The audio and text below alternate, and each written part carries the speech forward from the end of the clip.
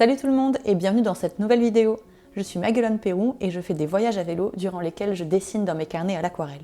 Et aujourd'hui, je vous emmène découvrir la Grèce à travers l'un de ces carnets. Donc ce carnet, c'est un Moleskine. C'est un carnet que j'aime beaucoup parce que le papier est bien épais et très agréable à travailler. Le format paysage se prête vraiment bien à l'exercice du carnet de voyage. J'ai longtemps eu ce genre de format, je trouve qu'on peut s'amuser à faire des mises en page sympas avec des collages et tout le tralala. Donc celui-ci, je ne l'ai pas terminé.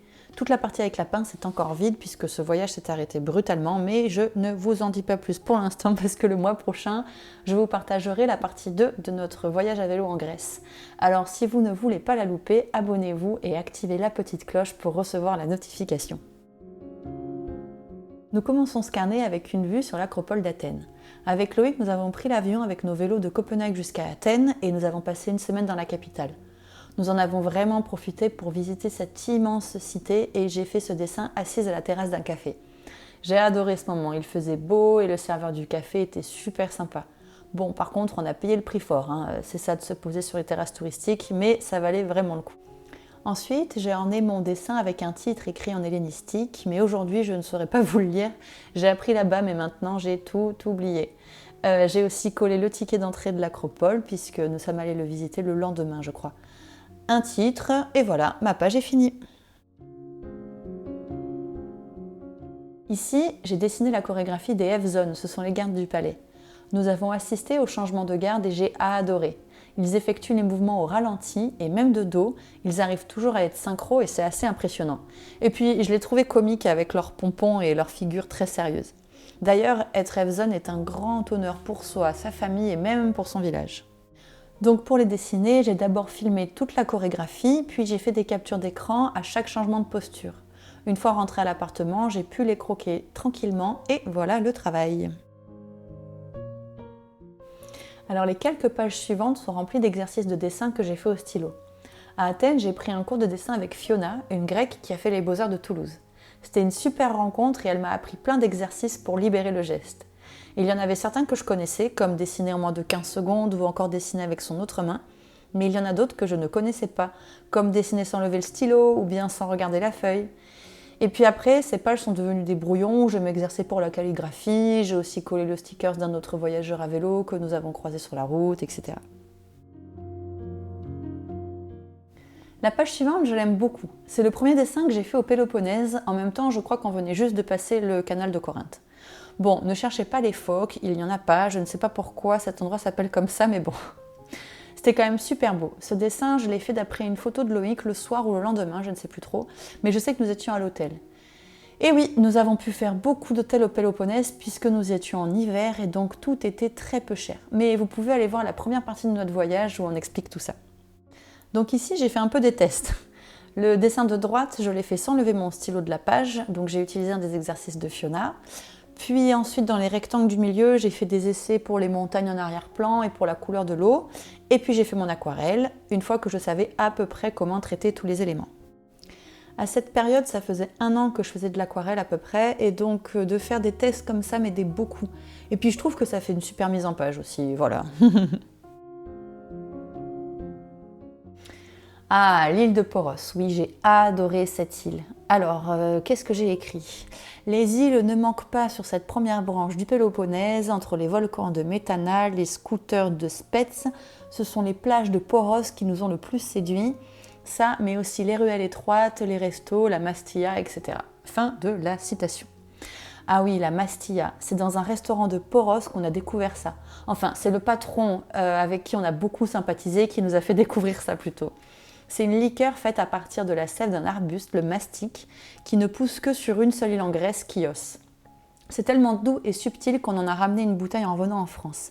C'est beaucoup moins connu que le ouzo, par exemple, qui est en gros le pastis grec, mais je pense que c'est parce que c'est beaucoup plus rare. Bref, sur cette page, j'ai vraiment eu envie de rendre l'ambiance chill de l'île. J'ai d'abord dessiné une vue de l'île au loin et j'y ai collé le ticket de ferry parce que le mec sur le ferry s'en fichait pas mal du ticket et il me l'a déchiré n'importe comment et ça m'avait fait beaucoup rire.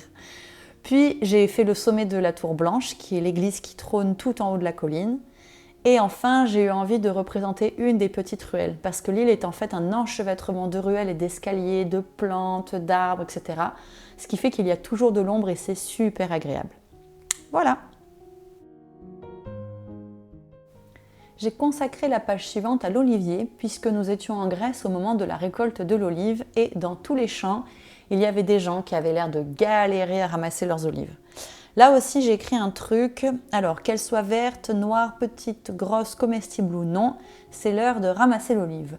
Arme-toi de petits râteaux, de grandes toiles, de pick-up et de courage, et parfois de musique, grimpe dans la montagne pour la récolte. J'ai réalisé le dessin du milieu d'après une photo de Loïc. C'est le lacet d'une route qu'on a prise qui était bordée d'oliviers et on a croisé beaucoup de travailleurs qui essayaient de se donner du courage en mettant de la musique à fond et en chantant. Et c'était grave cool parce que nous, on galérait dans la montée et donc ça nous a donné aussi beaucoup de courage. Juste à côté, j'ai scotché une petite feuille d'olivier et je l'ai dessinée aussi. C'est marrant parce que la couleur de la feuille a totalement changé en séchant, ce qui est normal. Et du coup, j'adore avoir les deux feuilles côte à côte. L'une avec les couleurs de la plante fraîche et l'autre qui a séché. J'aime trop le rendu. Et enfin, sur la gauche, j'ai dessiné une scène de récolte en utilisant un des exercices de Fiona et je crois que c'est encore l'exercice où il ne faut pas lever le stylo parce que j'adore cet exercice, je le trouve super. La péninsule du Magne dans le Péloponnèse. Alors là, nous étions sur la deuxième péninsule du Péloponnèse, il en compte 5 en tout, et on pouvait voir en face toute la péninsule du Magne que nous venions de traverser. Non seulement c'était beau avec cette légère brume sur la mer, mais c'était aussi impressionnant de voir tout le chemin qu'on avait déjà parcouru. Alors là aussi, j'ai écrit des trucs. Entre le golfe de Messénie et le golfe de Laconie se dressent les Montégètes. Montagne impressionnante qui surplombe une mer turquoise, terre aride et culture d'oliviers, bienvenue à Magny. Dans cette région sauvage, pas de grandes villes agitées, mais des paysages à couper le souffle. Donc la mise en page est assez simple puisque j'ai profité du format du carnet pour faire mon aquarelle sur toute la longueur. J'ai fait comme les panoramas qu'on peut retrouver sur les points de vue, vous savez, avec les noms des villes et les montagnes qui se trouvent devant nous. Et puis j'ai aussi ajouté les couleurs que j'ai utilisées pour faire le dessin dans le coin à droite. C'est une page qui reste simple puisqu'il n'y a qu'un seul dessin, mais je trouve qu'elle fait le taf quand même. La page suivante concerne le café grec. Je me rappelle très bien de ce moment puisque j'ai passé l'après-midi à faire cette page. Nous nous étions arrêtés 2 jours parce qu'il pleuvait beaucoup et aussi parce que Loïc se sentait un peu malade. Et donc on avait réservé un petit appartement et comme dans tous les appartements en location là-bas, il y avait dans les placards la fameuse petite casserole qui sert à la préparation du café grec. J'ai donc fait un petit café pour Loïc parce que moi je n'aime pas ça et ensuite je me suis dessinée en train de le verser. C'était trop bien parce que le café grec c'est presque sacré là-bas. Il y a toujours du monde en terrasse devant sa petite tasse de café et comme c'est une boisson qui se sirote très lentement pour ne pas manger le marc, je trouve que c'est un peu l'emblème du prendre son temps quoi. Donc c'était trop chouette pour moi de pouvoir prendre mon temps pour dessiner cette page parce qu'habituellement les dessins de carnet de voyage sont faits assez rapidement. J'ai aussi fait un petit encadré avec écrit « Allez, c'est parti, c'est maintenant ou jamais, je me lance dans la préparation du café grec. J'ai tout ce qu'il me faut dans les placards, un briquet, du café et la petite plaque chauffante ronde pour réussir ma décoction. » Alors le briquet, c'est justement cette petite casserole au long manche et au bec verseur.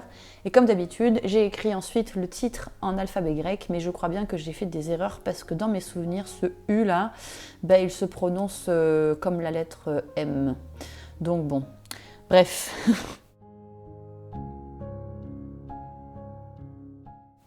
Alors ensuite, j'ai fait une double page sur la cité Olympie. J'ai adoré. Bon, la ville en soi n'est pas incroyable, je veux dire qu'elle ressemble à toutes les autres villes grecques, quoi. Mais le site historique était impressionnant. Du coup, on a pu voir où la flamme olympique est allumée tous les 4 ans et une dame nous a offert cette carte postale où on peut voir le départ de la flamme dans les années 80. Elle était super fière parce que c'est son fils sur la carte postale qui allume la torche. C'était un super moment de partage et ça nous a beaucoup touchés. C'est le genre de rencontre qu'on ne filme pas parce qu'on n'ose pas vraiment. Donc j'aime bien ensuite en garder une trace de tout ça dans mon carnet. Puis pour des ruines vieilles de 3000 ans, je trouve qu'il y a quand même pas mal de restes.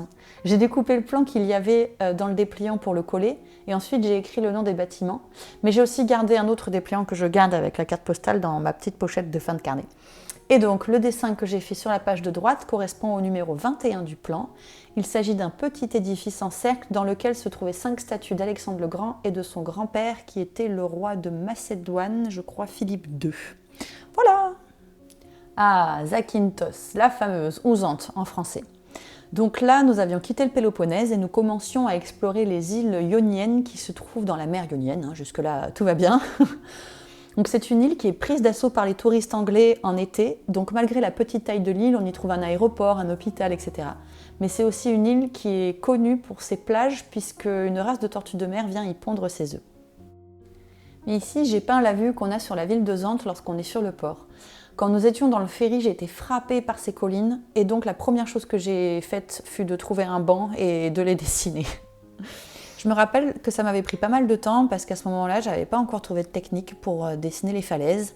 Mais maintenant, j'en ai trouvé des pas mal. D'ailleurs, vous pouvez la voir sur la dernière vidéo que j'ai faite d'un dessin en Irlande. Donc si jamais ça vous intéresse de savoir comment dessiner la texture des falaises, je vous invite à aller voir cette vidéo. Ah, nous arrivons à l'avant-dernière page de ce carnet et ici j'ai dessiné la plage du naufrage. Nous sommes toujours à Zakynthos et nous avons fait le tour de l'île à vélo pour voir cette plage. Elle tient son nom du bateau qui se trouve sur la plage justement. Et il s'agit d'un bateau de contrebandier qui, en voulant fuir la police, s'est échoué ici. Sauf que comme il n'y a pas d'issue, vu qu'elle est entourée par des falaises, ils se sont fait arrêter quoi. Donc là, c'est le dessin que j'ai fait sur place, mais une fois de retour à l'appartement, je ne le trouvais pas si bien. Donc la dernière page, c'est le même dessin, mais j'ai essayé une autre technique. Dites-moi lequel des deux vous préférez dans les commentaires. Et voilà, mon carnet de voyage en Grèce s'arrête brutalement sur cette petite île ionienne. J'espère que cette vidéo vous a plu. Et si c'est le cas, n'oubliez pas de mettre un like. Je vous prépare plein d'autres vidéos de voyage et d'art pour les semaines à venir, alors soyez sûrs de vous abonner et d'activer la cloche pour ne pas les louper. En attendant, je vous remercie et je vous dis à bientôt pour de nouvelles aventures.